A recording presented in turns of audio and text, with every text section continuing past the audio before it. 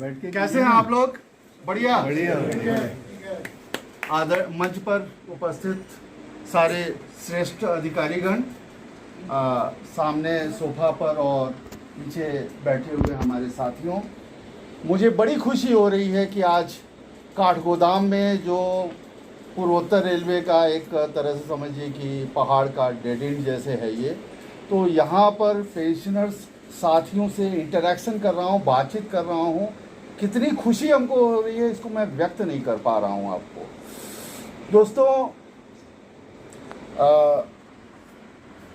कुछ माह पहले की बात है, हम लोगों ने काशीपुर में एक ब्रांच की शुरुआत कैसे हुआ उस स्टोरी है। हमारे साथ एक सीपी राय जी हैं जो सीनियर टीआईए से रिटायर हुए हैं, पहले एसएम कैडर में थे। वो इस इलाके में काफ़ी समय सर्विस कर चुके हैं, तो उनको काफ़ी कुछ आइडिया था। तो उन्होंने वेट किया कि थोड़ा काशीपुर में काफ़ी लोग हैं, उधर हम लोग चल के क्यों ना एक वो करें। हमने कहा भाई लोगों की बात नहीं है, बेसिक चीज़ है कि उनकी नीड क्या है, उनकी ज़रूरत क्या है, उस पर हम लोग बेस करते हैं। तो उन्होंने बताया कि नहीं, उधर के लोगों को ज़रूरत है एसोसिएशन की। हमने कहा चलिए ठीक है, ऐसी बात है तो करते हैं। फिर सबसे पहले हम लोग के संपर्क में श्री अमर सिंह जी आए। इनके लिए एक जोरदार ताली होनी चाहिए, बहुत ही हमारे सीनियर हैं और इनका मोटिवेशन मिला और फिर धीरे धीरे एक एक दो लोग जुड़ते चले गए और काफ़ी अच्छा वहाँ पे एक ब्रांच डेवलप हो गया। मुझे याद है कि पहली मीटिंग में मैंने वहाँ के लोगों को संबोधित करते हुए सबसे पहली बात जो कही थी वो ये कही थी कि आपके हेल्थ से रिलेटेड यहाँ क्या सुविधा उपलब्ध है। तो लोगों ने बताया साहब ये हॉस्पिटल है और मतलब जो प्रॉपर इसकी फंक्शनिंग है वो, और बाद बाकी जो है हम लोग दवा यहाँ काशीपुर में बड़े अच्छे अच्छे हॉस्पिटल्स हैं उनका रुख करते हैं। तो हमने कहा वहाँ पे कैसे क्या सिस्टम है। तो उन्होंने कहा कि यहाँ पे जो इनका ओपीडी का जो प्रेस्क्राइब्ड रेट है उस रेट पे हम लोग पर्ची कटवाते हैं और फिर जो इन्वेस्टिगेशन होता है उसका पूरा चार्ज देते हैं। हमने कहा अच्छा आप लोग को ये पता है कि काशीपुर में कितने प्राइवेट इम्पैनल्ड हॉस्पिटल हैं जो रेलवे ने अपने से अनुबंधित किया हुआ। तो उन लोगों ने मतलब थोड़ा सा वो इनोसेंस जाहिर किया कि नहीं हम लोग को नहीं पता है। तो फिर मैंने उनको 5 हॉस्पिटल का नाम बताया। देखिए ऐसा है, इस तरह का एक बुलेटिन हम लोग छापते रहते हैं, वो आप लोग को मिला करेगा, रेगुलर मिला करेगा। उस बुलेटिन में मैंने दिखाया कि देखिए ये 5 हॉस्पिटल। कहे साहब ये तो 5 हॉस्पिटल बड़े अच्छे। हमने कहा ये बताइए कि अगर इन 5 हॉस्पिटल्स में आपको जो अभी आप 400 रुपये का 500 रुपये का, उसके बजाय अगर 1/3 के नियर अबाउट पैसे में आपकी पर्ची बन जाए और MRI, TMT, एक्सरे वगैरह सब कुछ जो है लगभग में अगर हो जाए तो कैसा रहेगा। कहना साहब ये तो बहुत बड़ा चीज़ रहेगा। तो फिर मैंने कहा कि आप ऐसा कीजिए कि आप लोग ट्रायल लीजिए, कल परसों, हम तो आज चले जाएंगे लेकिन कल परसों में आप लोग जाइए इन हॉस्पिटल्स में, अपना UMID कार्ड को दिखाइए और कहिए कि भैया हम सेंट्रल गवर्नमेंट से रिटायर्ड स्टाफ हैं, हमारा सेंट्रल गवर्नमेंट का जो रेट है उस रेट पर पर्ची बना दो। अगर वो ना नुकर करे तो आप हमको फ़ोन कीजिएगा। वो लोग गए वहाँ पे ट्रायल लिए और सही बात ये है कि उन सब की पर्ची बन गई, समझ रहे ना। वो 1/3 रेट पे जो CGHS का रेट है उस पर बन गया पर्ची बन गया। फिर उन लोगों ने अपना कुछ जाँच वाच कराया और हमको वहीं से लोगों ने फ़ोन किया कि साहब आपने जो बात कहा वो तो बड़ा सही निकला। हम लोग झूठे ही यहाँ 500 रुपये दे के कंसल्टेशन कराते थे, अब तो हमारा डेट हो जा रहा है, इन्वेस्टिगेशन भी हो जा रहा है। हमने कहा अभी शुरुआत है कौड़ा के बता के बहुत कुछ होगा। और उसके बाद से उन लोगों को एक संबल मिल गया। और उसी ब्रांच के श्री SS सिन्हा जी हैं जो आज की डेट में वहाँ के ब्रांच सेक्रेटरी हैं।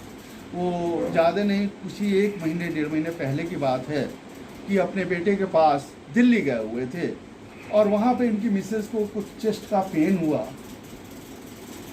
उन्होंने कहा कि इस तरह की प्रॉब्लम। हमने कहा आपके घर के करीब कौन सा हॉस्पिटल है। उन्होंने कहा कि यहाँ पे फोर्टिस हॉस्पिटल का नामी गिरामी हाँ बहुत बड़ा है ना।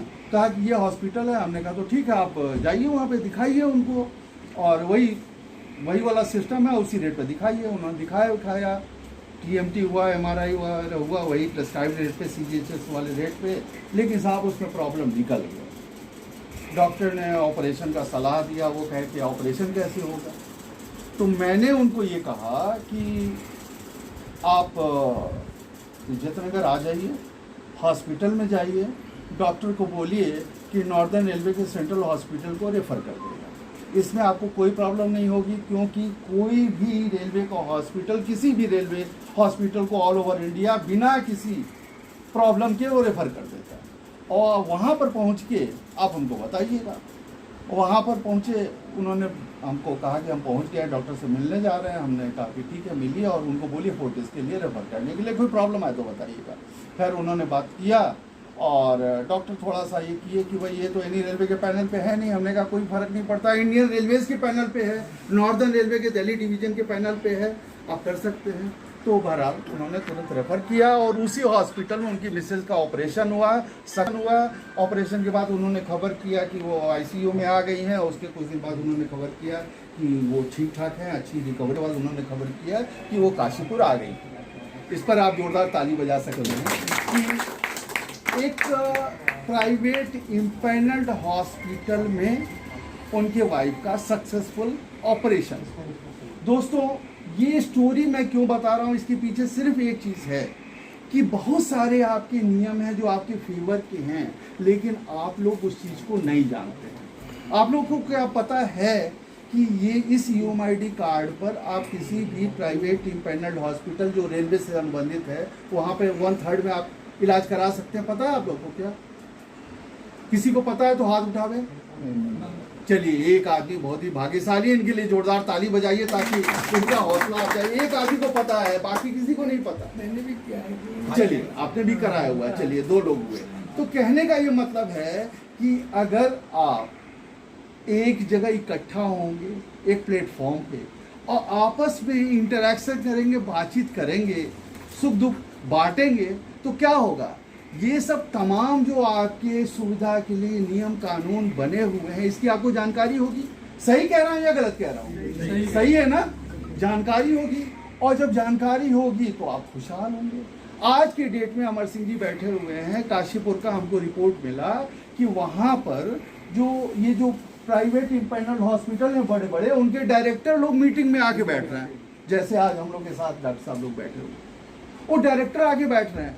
वहाँ जो बड़े बड़ी जो लैब हैं वो आके मीटिंग में बैठ रहे हैं और कहते हैं साहब कौन सी सुविधा चाहिए मैं देने के लिए तैयार हूँ, कंसेशनल रेट पे देने के लिए तैयार हूँ। अगर ऐसा ही काठगोदाम में होने लगे तो कैसा रहेगा, हल्द्वानी में होने लगे तो कैसा रहेगा? बढ़िया रहेगा ना। बस हमारे आने का पर्पज, हमारे एसोसिएशन का उद्देश्य क्या है? पेंशनर्स को एक प्लेटफॉर्म पर लाना, एक फैमिली फीलिंग डेवलप करना, एक परिवार का जो एक चीज़ है उस चीज़ को वो फीलिंग को डेवलप करना, एक दूसरे का सुख दुख बांटना। अगर किसी की कोई समस्या है रिगार्डिंग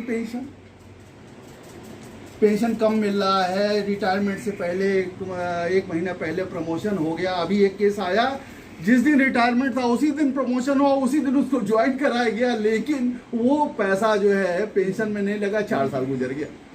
तो इस तरह के होते हैं, 2 महीने 3 महीने पहले प्रमोशंस होते हैं, वो पेंशन में लगा ही नहीं, समझ ग्रेचुटी कम मिला, लिव इनकैशमेंट कम मिला, तमाम नियम कानून बन रहे हैं, किसी को कोई जानकारी नहीं। अगर ये हम आपको बताते हैं तो आपका बहुत बड़ा एक लाभ तो होने वाला है।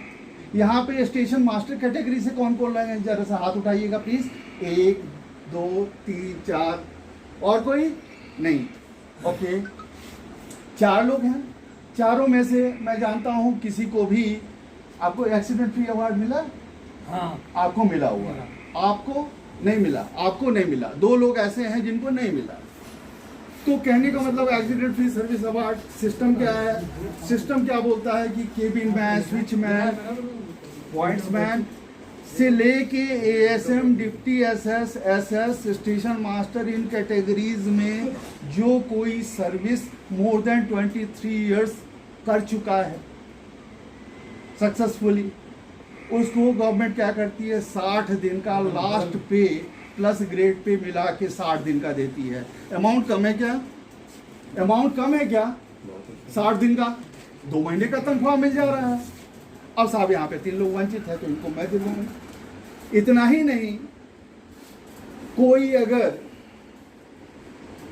शंटमैन है, असिस्टेंट लोको पायलट है, लोको पायलट है, इनके लिए दिया हुआ है कि अगर ये 23 साल से ऊपर की सर्विस कर चुके हैं तो इनको 90 दिन का बेसिक पे प्लस ग्रेड पे मिलेगा।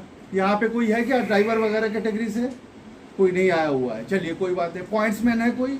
पॉइंट्समैन को भी मिलेगा। ये सब तमाम चीज़ें हैं, हम ब्रांचेज पे जाते हैं, देखते हैं लोगों किसी को पता ही नहीं, तो खोद के निकलवा के पैसा दे रहे हैं। तो कहने का ये मतलब है कि बहुत सारी जो जानकारियां हैं